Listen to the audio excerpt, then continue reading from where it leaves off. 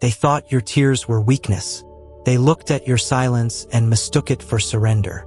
But they had no idea what they were triggering. They had no clue that when a chosen one cries, something ancient stirs. The atmosphere shifts. The spiritual realm takes notice. Because when you cry, it's not just emotion. It's a signal. It's the sound of power gathering itself, preparing to rise. You see, your tears don't fall like everyone else's. Yours come with weight, with consequence, with prophetic fire. People admire your strength when you stand tall, when you smile in the storm, when you carry burdens no one else can see. But what they don't realize is that your silence is a dam, and every betrayal, every lie, every unseen sacrifice adds pressure behind that dam. And when it breaks, it's not just sadness that spills out.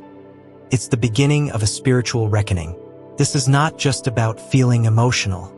This is about the release of restrained power. This is about what happens when divine energy that's been held back for too long is finally unleashed.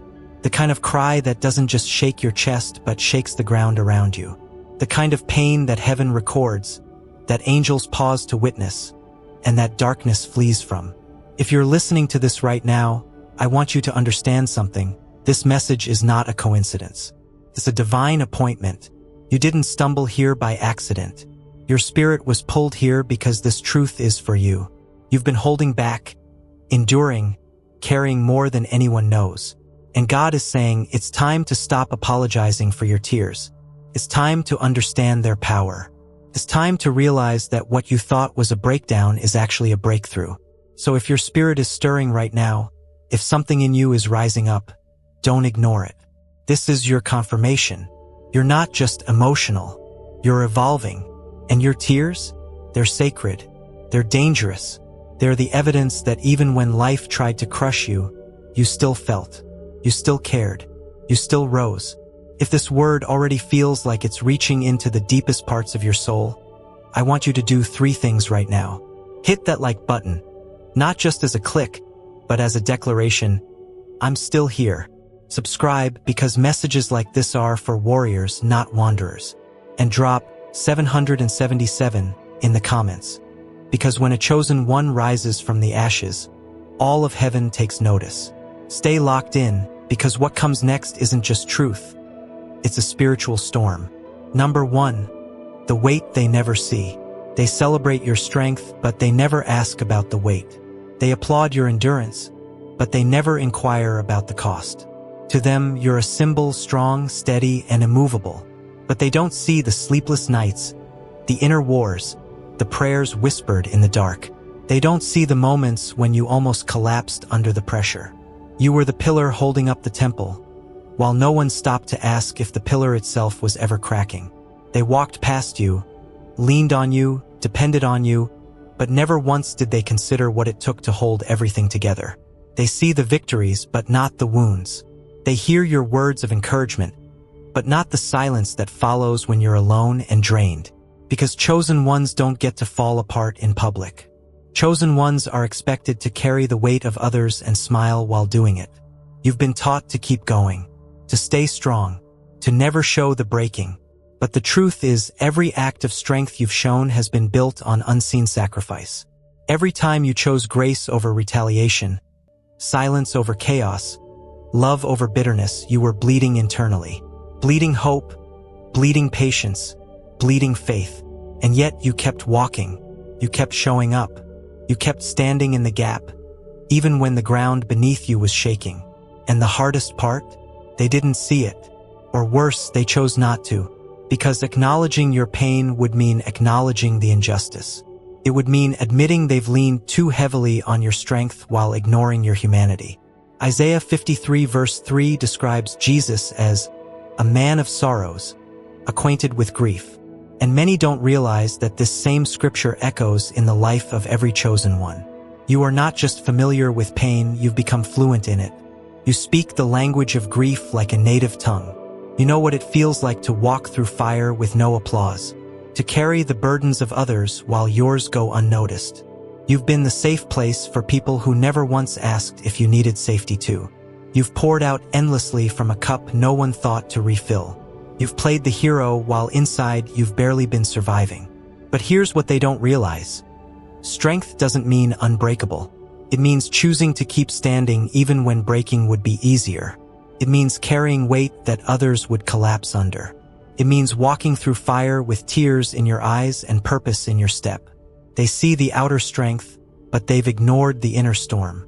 And what they don't understand is that one day, all that pressure will no longer be contained.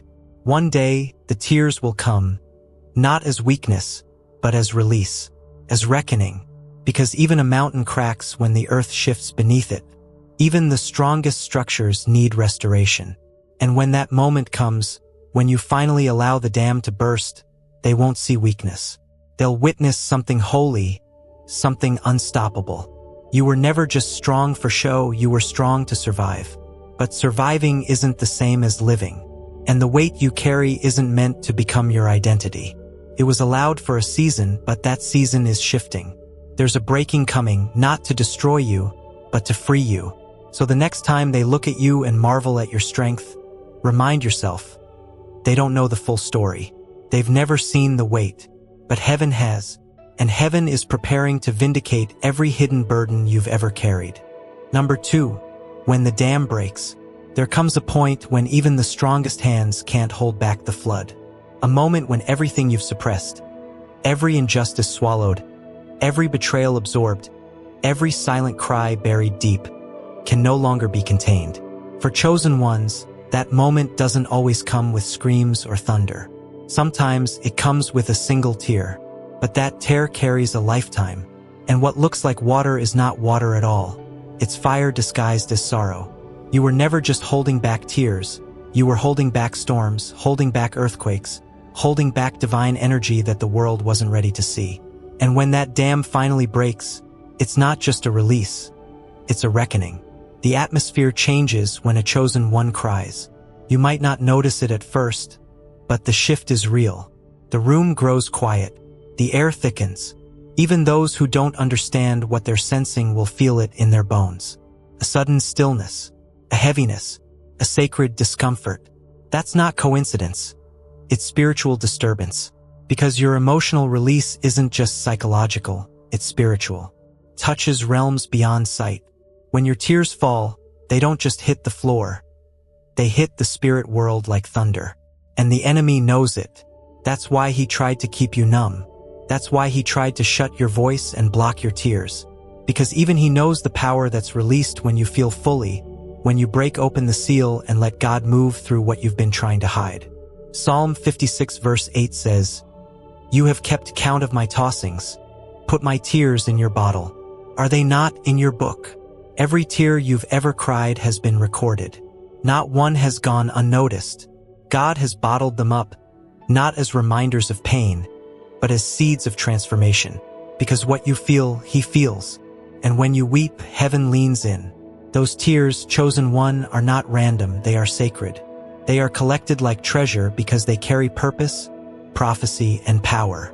I remember a moment, not long ago, when someone told me they hadn't cried in years.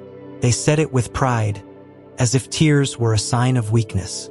But behind that pride was a breaking heart, held together by silence and sheer willpower. And then one night, when no one was around, they finally broke. It started with a single breath, a gasp they didn't know was trapped in their chest. Then the tears came, quiet at first, then uncontrollable. And in that moment, they weren't just crying, they were shedding a skin. Shedding years of being everyone's strength. Years of being overlooked.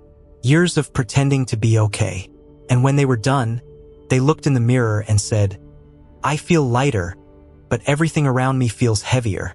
That's because when the chosen cry, the weight doesn't disappear. It shifts. It transfers. It disturbs everything that once fed off your silence.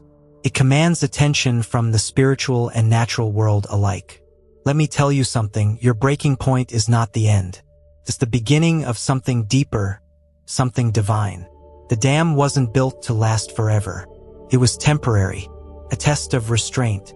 But when the time comes, and it bursts open, what's released will not be weakness. It will be revival. A surge of power, truth, healing, and confrontation. And yes, it will make others uncomfortable. because your tears tell the truth that words could never say. They uncover what others wanted to keep buried. They confront the lies others needed you to believe. They shake foundations built on your silence. So don't be afraid of the break. Don't be ashamed of the flood.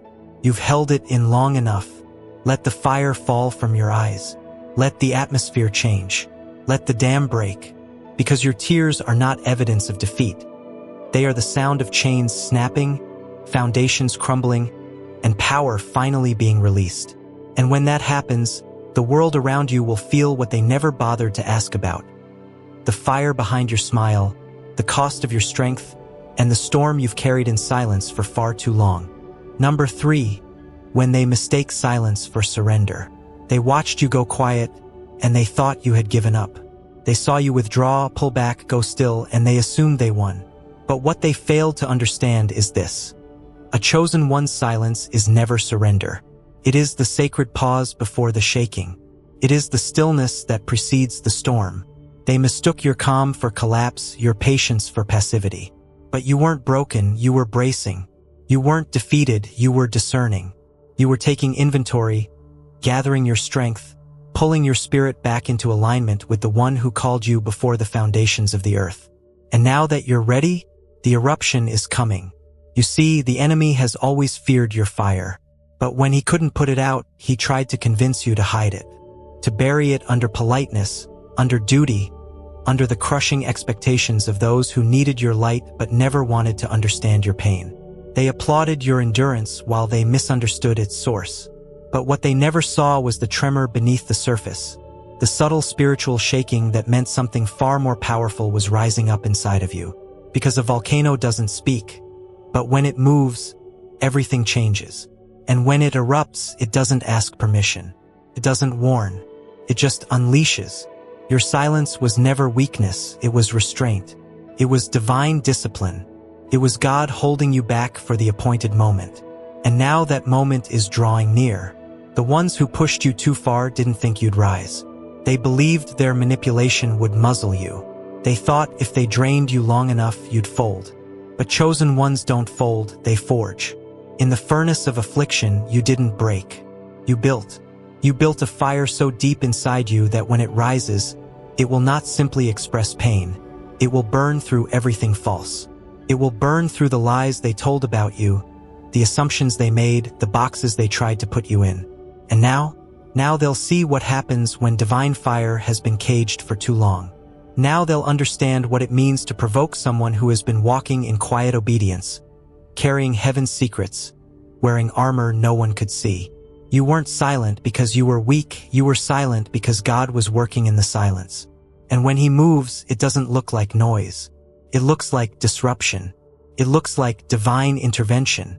It looks like every table of pretense flipping over and every mask falling off. Let them talk. Let them whisper. Let them tell themselves that you're done. Because while they counted you out, they didn't know you were still counting. Counting the cost, counting the betrayals, counting the moments they thought you'd stay down. But heaven was also counting. Heaven was counting your tears. Heaven was recording every moment you chose peace instead of retaliation. Every time you chose growth instead of revenge. And now heaven is responding. The earth is groaning. And you're shifting. You're rising. And this time, you're not coming back quiet.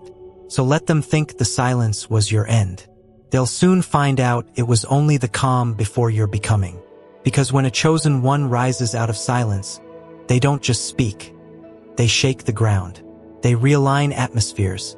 They walk with authority that was forged in the fire of every moment they were misunderstood. And when you speak now, when you cry now, when you move now, they won't just hear you. They'll feel it. They'll feel what happens when divine eruption cannot be contained any longer. And by then, it will be too late for them to take their words back. Number 4, the reckoning of a single tear. There are moments in this life when everything shifts. Not with thunder, not with fire from the sky, but with a single tear. A tear so weighted, so full of divine energy, that it becomes more than emotion. It becomes judgment. It becomes truth.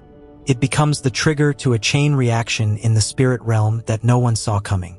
You see, when a chosen one cries, it's not simply about pain. It's about power being released. And sometimes that power doesn't come through loud declarations or public confrontation. Sometimes it comes through one sacred moment of vulnerability, a breaking so pure that the spiritual realm cannot ignore it. One tear is all it takes, just one, because that tear doesn't fall alone. It drags every lie with it, every deception, every false story built around your silence. That tear is a blade that cuts through deception. It severs the strings of manipulation. It exposes what was always there but could never be seen until the chosen one opened the floodgates. You were never crying just for relief. You were crying as release, as reckoning. That tear wasn't weakness, it was weapon. It was the moment the veil tore and the illusion lost its grip. People who had built their confidence on your silence will suddenly feel the shaking. Because your pain, when unbottled, does not settle, it stirs. It brings the hidden things to the surface, cracks the foundation of false peace, puts light in dark corners where manipulation once hid. It's the reason they feel uncomfortable around you without knowing why. It's the reason some people retreat when you're vulnerable, because your tears tell the truth. And truth, when it comes from someone chosen, doesn't just speak, it convicts. Hebrews 12 verse 29 reminds us, "For our God is a consuming fire." And when you, as a chosen vessel, release that pain to him, that fire doesn't just stay within. It begins to consume everything around you that was never meant to last. That tear is holy fire. It burns away the mask, torches the facade. It exposes the motives behind the praise and the poison behind the smiles. You don't have to raise your voice. You don't have to plead your case. That one tear will say what 1,000 words never could. It will shift the atmosphere. It will change how people see you, not because you've changed, but because they can finally see you without their delusions. And here's the part they never expected. They thought your tears would lower you, but instead they elevated you. They revealed the anointing you carry, the mantle you wear, the fire that rests inside your chest. You don't cry as the world cries. You cry from a place that touches heaven and stirs the earth. You cry from depths that others can't comprehend. And when you cry, it's not just for you, it's for generations. For the healing of wounds you didn't cause. For the breaking of cycles you didn't start. For the confronting of systems that fed off your silence. And now the reckoning has begun. Let them watch. Let them wonder what just shifted. Let them feel the weight of your emotion and not know why their spirit suddenly feels convicted. Because what they're feeling is not just empathy, it's exposure. That single tear turned the lights on, and now they can't hide. The games are over. The illusions have cracked. The fire has started. And when the chosen weep, everything built on falsehood begins to fall. That is the reckoning of a single tear. Number 5. The world trembles when you break. There is a strange silence that falls over the crowd when the strong one breaks. It's the kind of silence that speaks louder than noise, heavier than thunder. Because when you break, when the one they leaned on, the one they admired, the one they thought could endure anything, when you finally release what's been buried, it terrifies them. It shakes them. Not because they pity you, but because if you can break, then what does that say about them?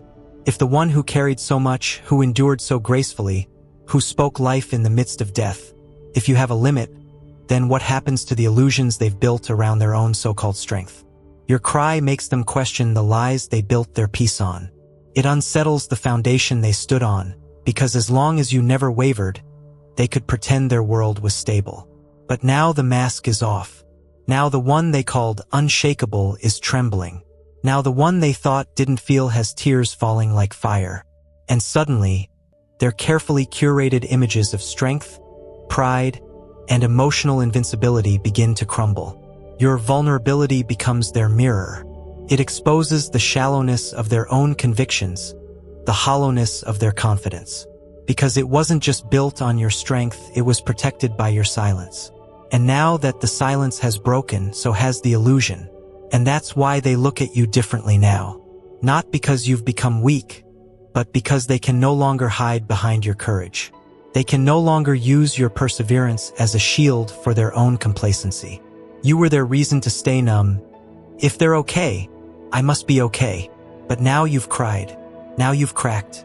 and whether they admit it or not, they feel the shift. The world trembles when a chosen one breaks, because your breaking isn't just emotional. It's prophetic. It's a signal in the spirit that change is coming, that God is no longer allowing things to remain hidden beneath the surface. Romans 8 verse 19 says, "The creation waits in eager expectation for the children of God to be revealed." And make no mistake, your breaking is not a hiding. It's a revealing. It's the unveiling of what's always been there.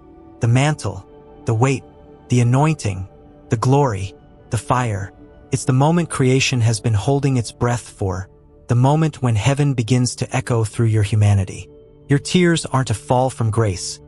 They are the doorway through which your true identity steps into the light. And when that happens, everything around you begins to shift.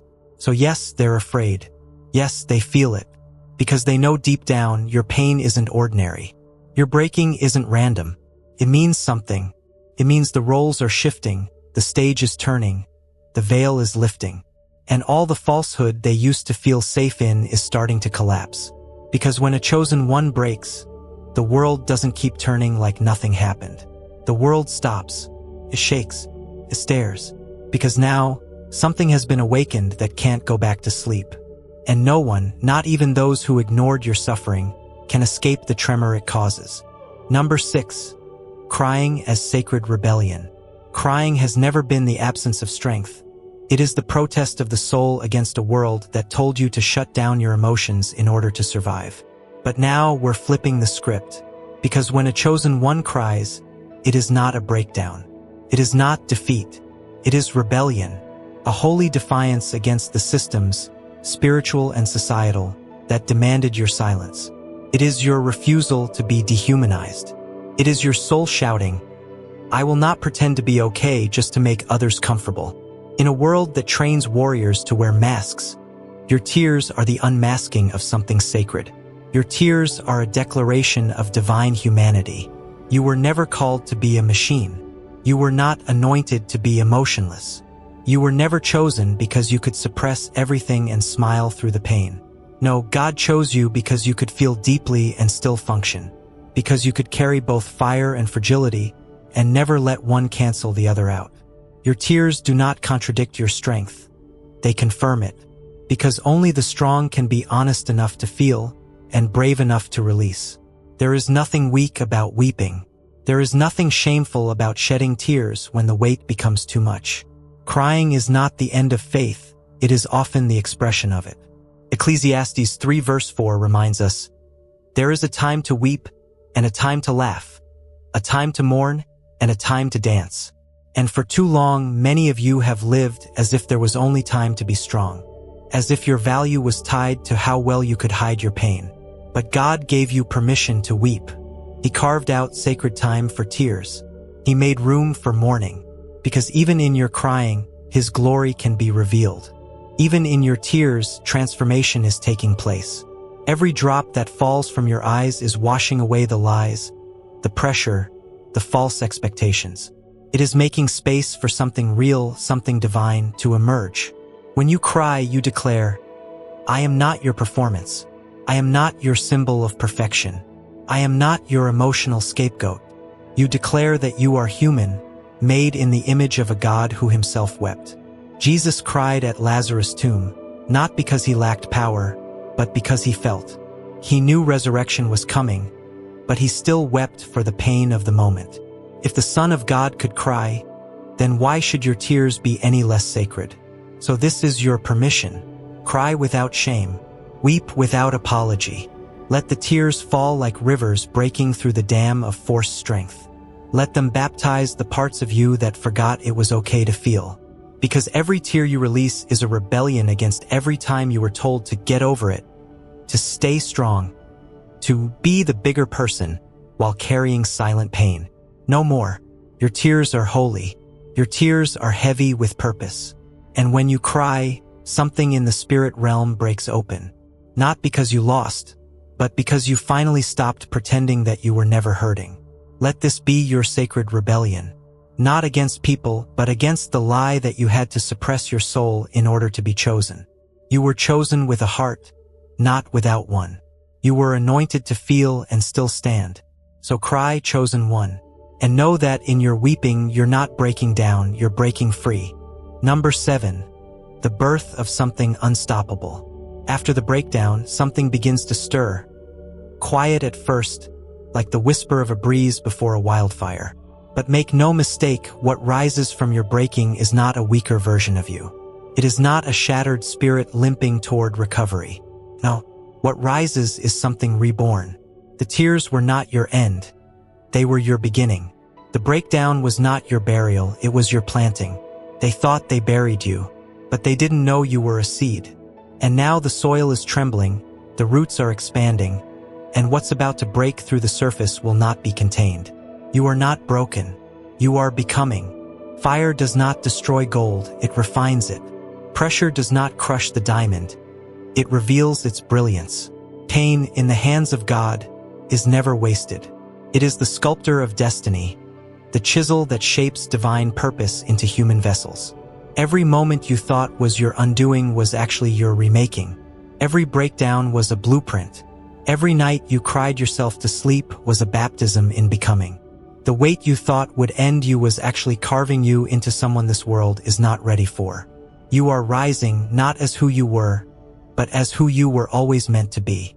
Isaiah 61 verse 3 declares that he gives beauty for ashes, the oil of joy for mourning, the garment of praise for the spirit of heaviness. That's not poetry, it's prophecy. That's not metaphor, it's the miracle you are living in right now. You cried in ashes, but God is weaving beauty through the very places you thought were destroyed. You mourned in silence, but joy is coming. Not the kind that ignores pain, but the kind that is born through it. Your praise will not come from pretending everything is fine. It will come from knowing that God never let go of you when everything was falling apart. What the enemy meant to break you, God is using to build you. You're stepping out of this with sharper vision, deeper wisdom, and a fire in your belly that wasn't there before. The version of you that walked into the storm is not the same one walking out. That version was good, but this version is dangerous. To every lie, to every manipulator, to every voice that tried to convince you that your tears were weakness. You've been refined. You've been stripped down to the soul, and now there's nothing left but truth and fire. And truth and fire? That combination is unstoppable. So don't curse the process. Don't resent the breakdown. It hurt, yes, but it healed you too. It exposed everything that was fake, everything that was fragile, everything that had to go. And now what remains is real. What remains is rooted. What remains is you, awakened, anointed, and unapologetically powerful. You didn't just survive the fire, you became the fire.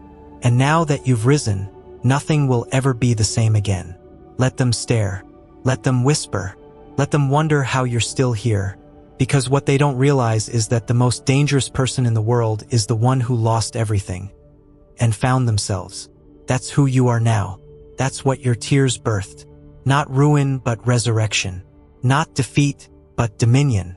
And this is just the beginning. Number 8. The curse and the crown. To be chosen is to carry a paradox. It is to walk with glory on your life and grief in your chest. It is to wear divine purpose like a robe while dragging unseen wounds like chains. People look at the favor, but they don't see the fire it came from. They admire the anointing, but they have no idea how many nights you had to bleed for it. To be chosen is to be called by heaven and crushed by life. It is to be misunderstood on earth because your spirit was shaped by something not of this world. That's the curse. The part they never talk about. The side of being set apart that leaves you crying in rooms no one knows you sit in, praying prayers no one hears, and carrying assignments no one understands. But here's the other side. The side that makes the pain worth it. The side that turns tears into weapons and scars into crowns. The curse did not come alone. It came with a crown. Every tear you cried was counted. Every breakdown was documented. Every betrayal became a brick in the throne of authority that you now sit upon. You didn't just suffer, you were sanctified. The fire didn't burn you, it branded you. And now, the same pain that tried to bury you has become the platform God is raising you on. The crown didn't come cheap. Came through the crucible. But you wear it now not because you earned it, but because you endured for it. Let this truth sink into your spirit. You are not your pain. You are what rose through it. You are not the sorrow, you are the survivor. You are not the betrayal, you are the breakthrough. You are not the breaking, you are the becoming. You have emerged from the ashes with eyes that see deeper, hands that heal quicker, and a voice that carries authority hell itself can't ignore. You didn't just make it, you became something in the process. Something holy, something dangerous, something that the world wasn't ready for, but needed to see. And now, here comes the fulfillment of prophecy. They will see the one they broke return stronger, colder, crowned by fire. You don't walk the same. You don't speak the same. You don't trust as easily. And that's not bitterness. It's clarity. You've seen too much, endured too much, died to too much to go back to being soft for those who didn't respect your softness the first time. The fire taught you. The pain matured you. And now your crown is forged in both suffering and surrender. Let them wonder how you're still breathing. Let them question how you still carry light after walking through so much darkness. It's because you were chosen not to be perfect, but to be powerful. Not to escape the pain, but to endure it and come out holding wisdom in one hand and fire in the other. You wear your crown now not for applause, but as a sign. A sign that the one they left for dead is alive. The one they underestimated is rising. And the one they tried to silence has become a voice too loud to ignore. You've been crowned by the very thing that tried to curse you. And now you reign not in arrogance but in awareness. You reign because you refuse to be defined by what tried to destroy you. And from this point forward, every step you take is royalty in motion. Every word you speak is authority being released. You are chosen. You are crowned. And nothing can change that now. Number 9. When the world has to watch. Now comes the part they never saw coming. The part where the very ones who doubted you, mocked you, dismissed you are forced to watch. They didn't know what they were creating when they tried to destroy you. They didn't realize that every attack, every cold shoulder, every whispered lie wasn't breaking you. It was building you. They thought they were writing your ending, but they were only contributing to your origin story. And now, the same mouths that laughed at your tears are silent. The same eyes that rolled in disbelief are wide with awe, because now they must witness the becoming. Now they have to sit front row and watch the rise of the one they counted out. They have to face the truth. You survived what should have killed you, and that terrifies them. You see, they're not trembling because you're perfect. They're trembling because you survived, because you rose, because you didn't stay buried. They tried to throw dirt on your name, not realizing you were soil. Everything planted in you was destined to grow. And now that you've risen with fire in your eyes and purpose in your stride, they don't know what to do with you. They can't control you. They can't label you. They can't dismiss you. You've become what they fear most. A walking testimony that pain doesn't win. A breathing declaration that God still brings beauty from ashes. Let this be a warning to every person, every spirit, every force that underestimated you. You should have finished me when I was on the floor. You should have silenced me when I was still second-guessing my worth. You should have buried me before I realized that every ounce of pain was preparation for power. Because now that I know who I am, now that I've seen what God can do with my tears, my trauma, and my truth, I am no longer the same. And neither is the world around me. I walk differently now. I speak with authority now. I see clearly now. And I don't need your validation, because heaven already stamped me with purpose before you ever had a chance to misunderstand me. And here's the part that brings it all full circle. This is the reckoning they never expected. This is the moment where everything shifts, where the one they tried to break is now the one they can't ignore, where your very existence becomes a judgment against every lie they believed about you. They thought the silence would last forever. They thought the pain would consume you. But now they see you are still standing. And not just standing, but soaring. Stronger, wiser, sharper, refined by fire, crowned by suffering, and anointed through endurance. So let them watch. Let them feel the discomfort of knowing they were wrong about you. Let them see the fruit of everything they tried to uproot. Because your rise is not just about your redemption. It's a revelation, a public declaration that the chosen don't crumble. We transform. And now, every eye will see, every ear will hear, and every soul will feel the impact of your becoming. You are the storm they pretended wasn't coming. You are the reckoning they never expected. And now it's too late to stop it. You cried.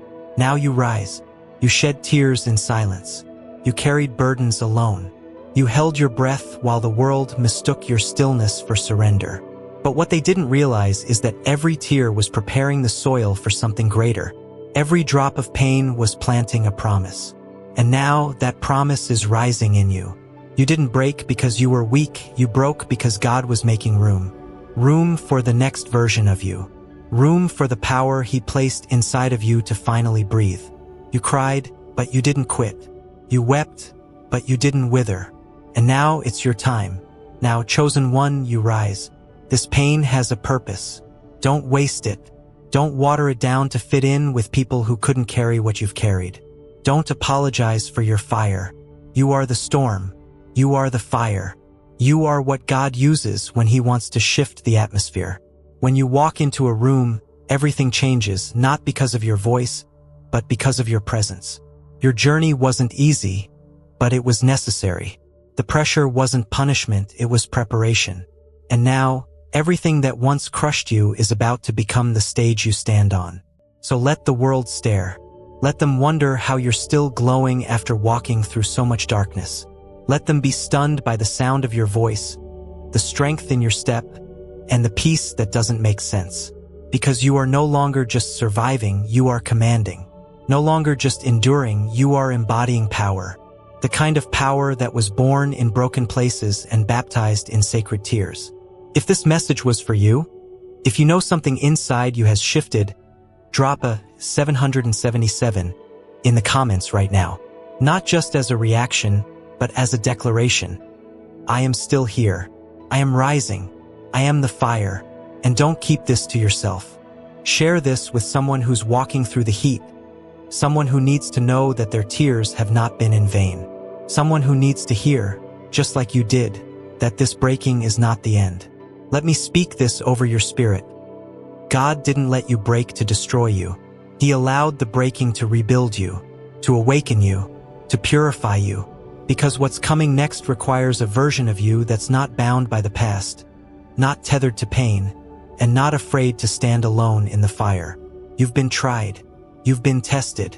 And now you've been crowned. Now go walk like the force you were always meant to be. No more hiding. No more shrinking. No more apologizing for the weight you carry. You didn't come this far to play small. You are not here by accident. You are the evidence that chosen ones may cry, but when they rise, everything trembles.